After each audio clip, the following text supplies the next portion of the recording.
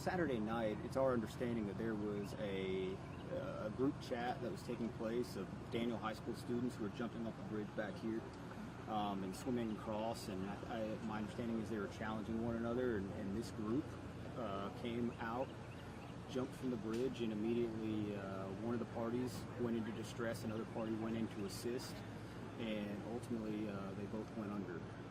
A third party was recovered from the water by a boater that was passing by, and so that call came into us roughly, I believe, 10:28 p.m., and we had first responders on scene within minutes, and by 11 o'clock, well before 11 o'clock, we were searching the water. And so for the past 2 days, we've had divers in the water and sonar, and even including cadaver dogs today. Just to clarify, the two that were just the two victims, one of them had actually jumped in to save the other one, is that right? That's our understanding. Yes. Do we know around what ages these young men were? 16 and 15. 16 and 15. Were they on the soccer team over at the high school?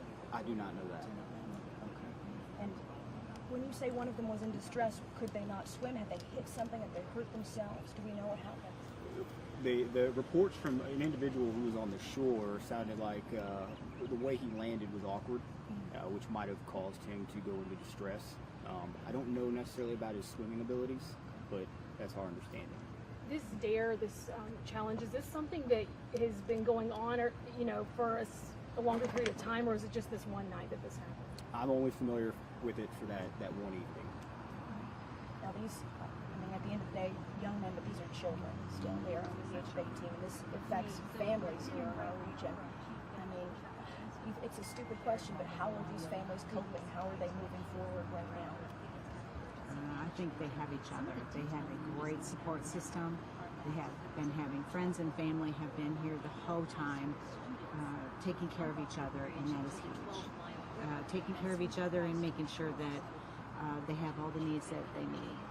You said 15 and 16 years old. At that age, you feel invincible. You feel like nothing's going to happen to you.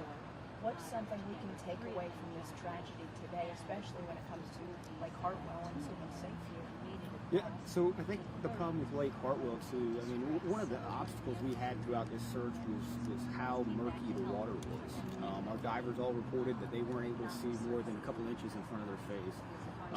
But there's actually a strong current that takes place right underneath that bridge.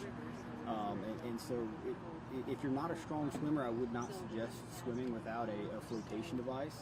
But also, you have to be careful to follow TikTok trends or habits where people are trying to encourage people to jump off bridges or anything of that nature. It's just inherently not safe. Do you think these